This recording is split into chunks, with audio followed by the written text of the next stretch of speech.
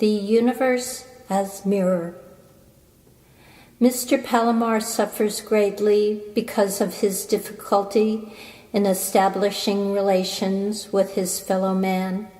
He envies people who have the gift of always finding the right thing to say, the right greeting for everyone, people who are at ease with anyone they happen to encounter and put others at their ease, who move easily among people and immediately understand when they must defend themselves and keep their distance, or when they can win trust and affection, who give their best in their relations with others and make others want to give their best, who know at once how to evaluate a person with regard to themselves and on an absolute scale.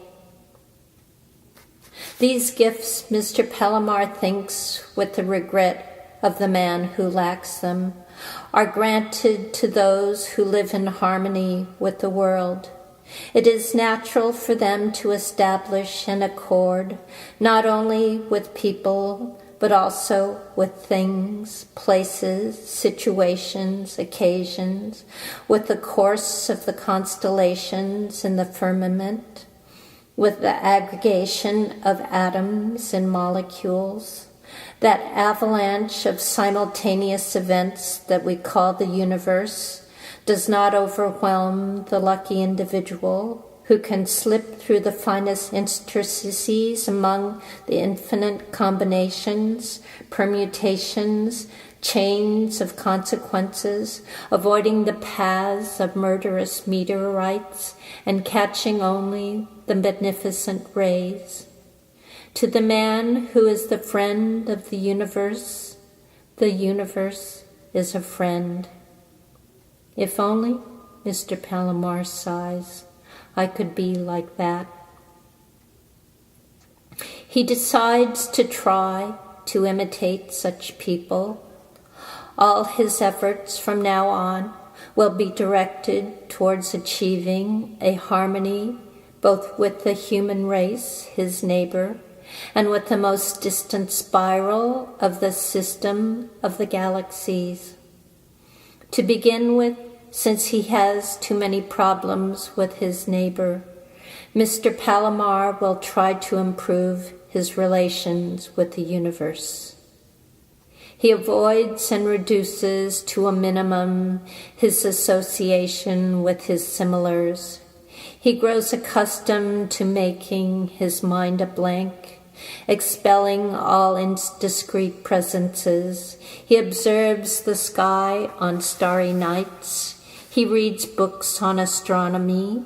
He becomes familiar with the notion of sidereal spaces until this becomes a permanent piece in his mental furniture.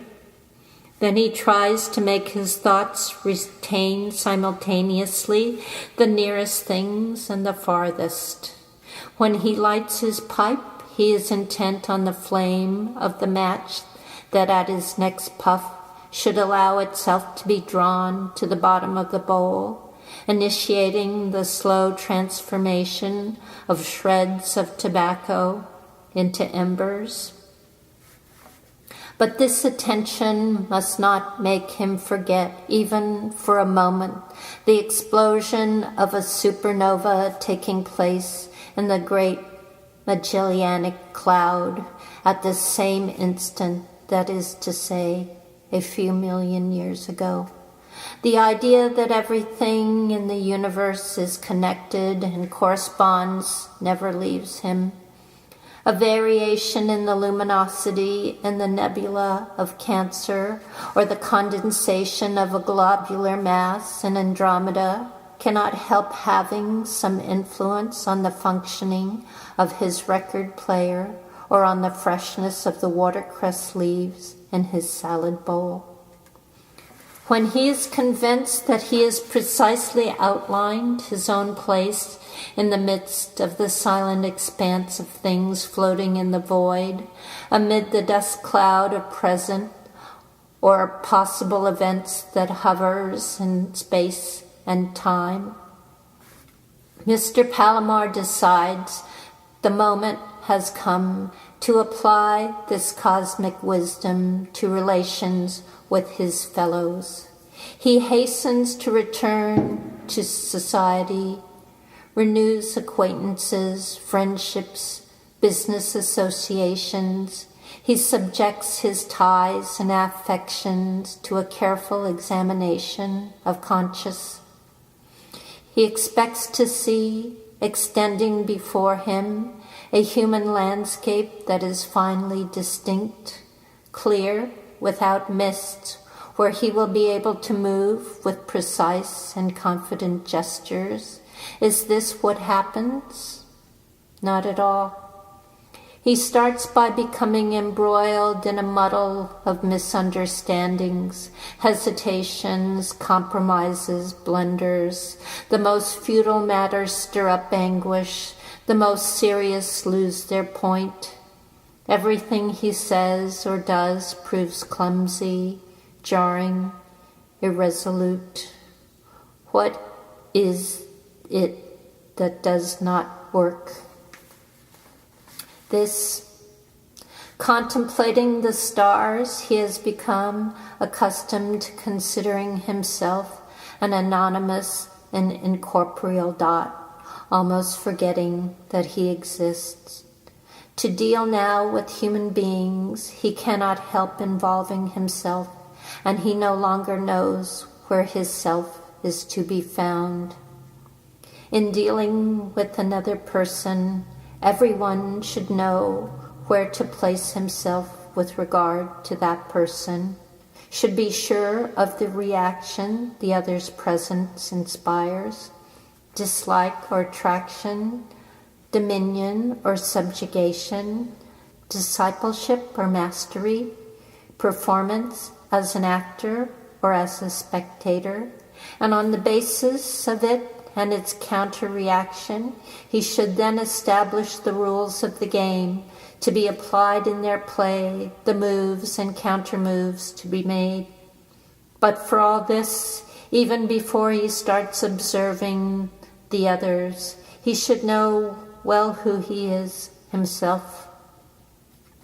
Knowledge of one's fellow has this special aspect. It passes necessarily through knowledge of oneself. And this is precisely what Mr. Palomar is lacking.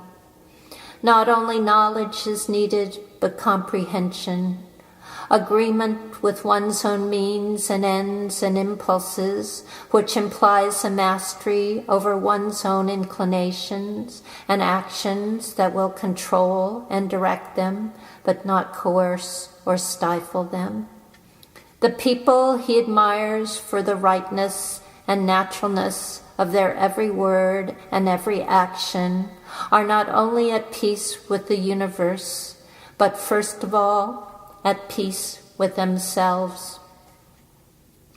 Mr. Palomar, who does not love himself, has always taken care not to encounter himself face to face. This is why he preferred to take refuge among the galaxies. Now he understands that he should have begun by finding an inner peace. The universe can perhaps go tranquilly about its business. He surely cannot. The only way still open to him is self-knowledge. From now on, he will explore his own inner geography. He will draw the diagram of the moods of his spirit. He will derive from its formulas and theories.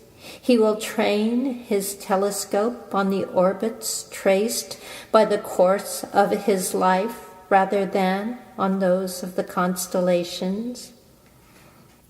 We can know nothing about what is outside us if we overlook ourselves, he thinks now. The universe is the mirror in which we can contemplate only what we have learned to know in ourselves. And thus this new phase of his itinerary in search of wisdom is also achieved. Finally, his gaze can rove freely inside himself. What will he see? Will his inner world seem to him an immense calm rotation of a luminous spiral? Will he see stars and planets navigating in silence on the parabolas and ellipses that determine character and destiny? Will he contemplate a sphere of infinite circumference that has the ego as its center and its center in every point? He opens his eyes. What appears to his gaze is something he seems to have seen already every day. Streets full of people hurrying, elbowing their way ahead without looking one another in the face. Among high walls, sharp and peeling, in the background the starry sky scatters intermittent flashes like a stalled mechanism which jerks and creaks in all its unoiled joints, outposts of an endangered universe, twisted, restless as he is.